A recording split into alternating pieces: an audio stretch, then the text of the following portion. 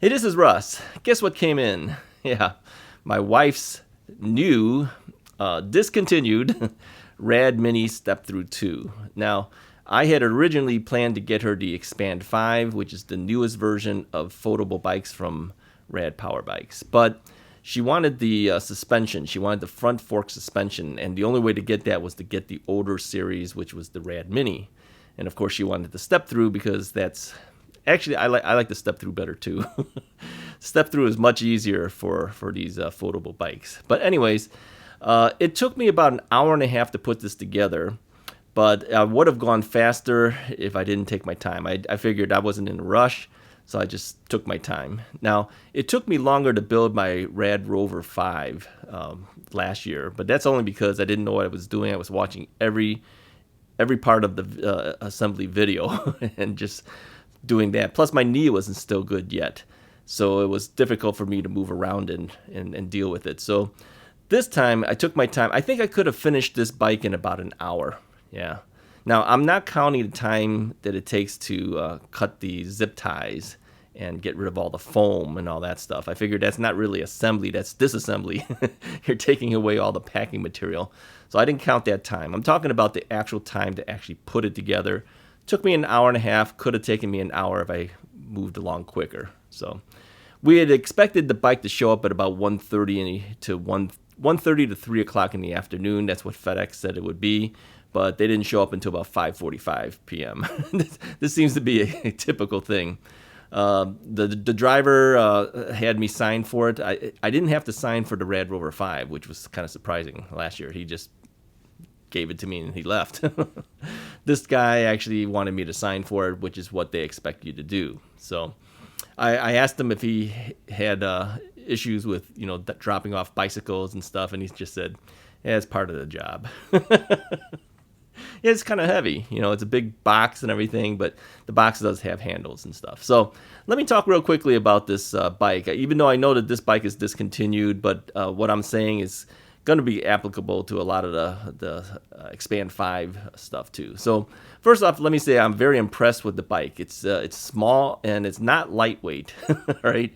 This bike is supposed to be 69 pounds, which is the same weight as my Rad Rover. Kind of makes you wonder how that could be, considering the stature is a little bit smaller. But yeah, it's still pretty heavy. And let me answer some questions too. People have asked me before. The last video I did, I mentioned that I might not be able to put this in my vehicle and can't get a rack for it and all that stuff for my car. And yeah, it won't fit inside my car. I measured the highest point of the bike from the wheels to the folded down stem of the handlebar, and it will not fit inside the backseat of my car. It's too tall, so it's not going in my car. So the only way that this is going to go is it's got to go into my wife's car. And people had asked me, who wears the pants in this family? Just take her car, No, that ain't going to happen. We're not like that, okay? It's her car, and that's what she likes to drive, and that's why we bought the SUV. So she's been driving it for 11 years. I'm not going to take her car. We're going to do videos with it when we're together, but that's when we're together. So I think if we go anywhere farther, I do need a secondary bike. I can't transport my Rad Rover. So I am saving up, like I mentioned last time, to see if I can get a Rad Expand 5 down the road. Now, here's another thing too. People have mentioned to me that the Rad Expand 5 is nowhere close to the quality of the RadMini. That could very well be. Some of the parts and things that they're putting on there are lesser quality parts, and that's how they're keeping the cost down to $14.99.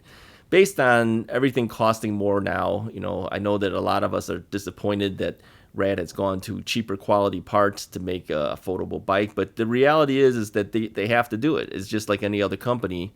They're going to have to make some type of concession, or they can give you everything that the RadMini had, but it's not going to cost $14.99. I think that $14.99 price is kind of important to them, because if you think about what else is on the market, you've got the Electric XP 2.0.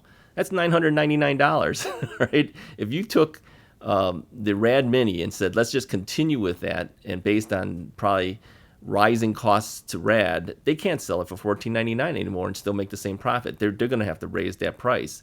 So what did they do? They took out the suspension fork. They somebody said that even the rims are now lower quality rims. They took off the display screen. Okay, they do give you a rear rack, but really, how much could a rack really cost them, right? So overall, yeah, you're getting less with the Expand 5, but I mentioned before that I still thought it was a good value at $14.99 because that is the only Rad power bike, foldable bike you can get if you want a Rad. Okay, between the two, yeah, I think the Mini is a better deal. I'm glad we were able to get the last shipments of the RadMini because really after we placed the order a couple of days later, they were sold out. So I'm glad we did it, but I do thank you guys for helping us out and getting one. Okay, so let me give you some impressions. I was not able to ride this bike, and I won't be able to ride it for several days because it is raining here. All right, it's been raining for a while in Chicago. I just cannot take the bike out to test it. I did lift the rear wheel, and then I did hit the throttle, so I was able to see that the bike was working. But I can't ride this bike until later. All right, now. This photo that I'm showing you here is a little different in the sense that I changed out the saddle. Now, this is the saddle that was sitting on my wife's mountain bike. She has a Trek mountain bike, and we changed out that saddle for this one, which is a Bikeroo. This is a Bikeroo saddle made specifically for women. It is less wide.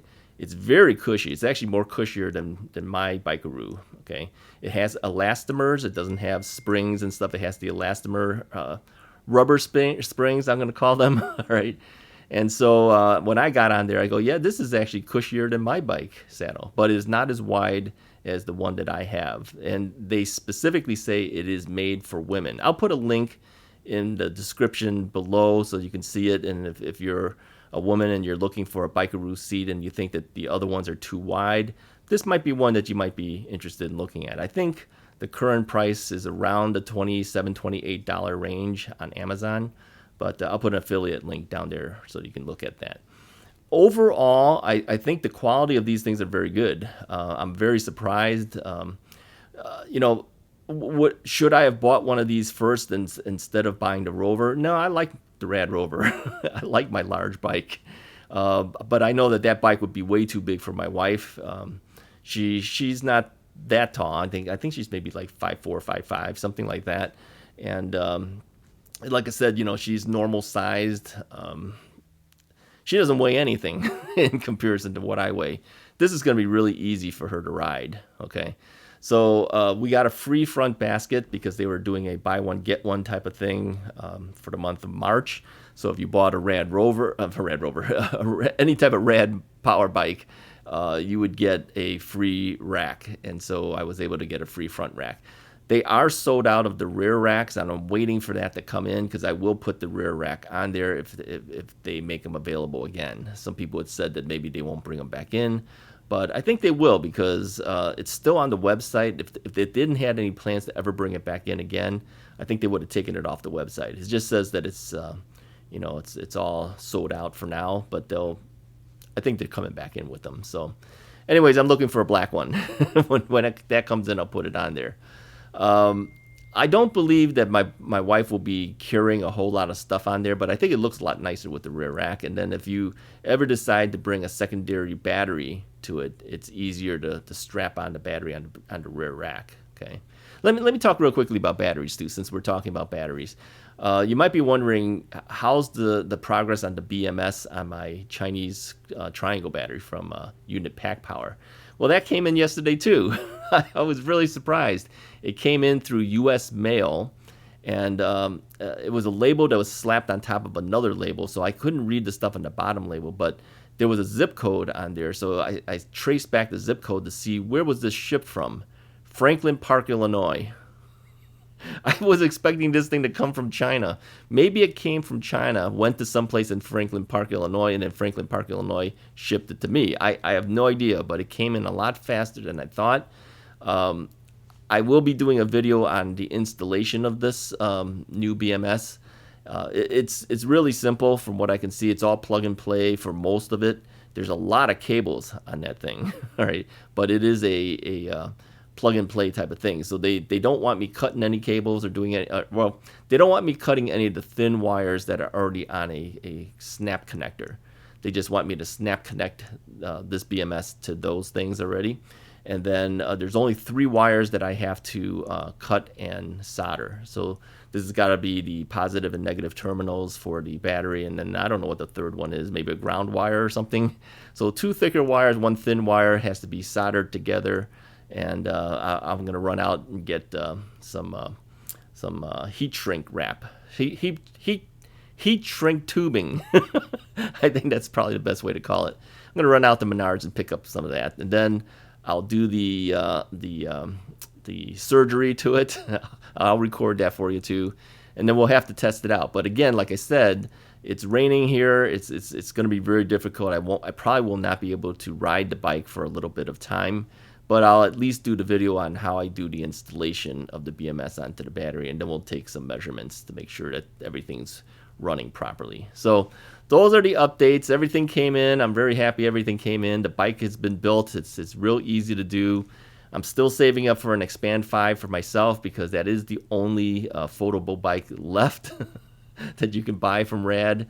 Again, I keep predicting that they'll probably have an upgraded version down the road, but we'll see where we go with that. Okay. Anyways, that's the updates. Hopefully you guys have a good day. And if you like this video, just hit the like button, hit the subscribe button, and I'll talk to you guys next time.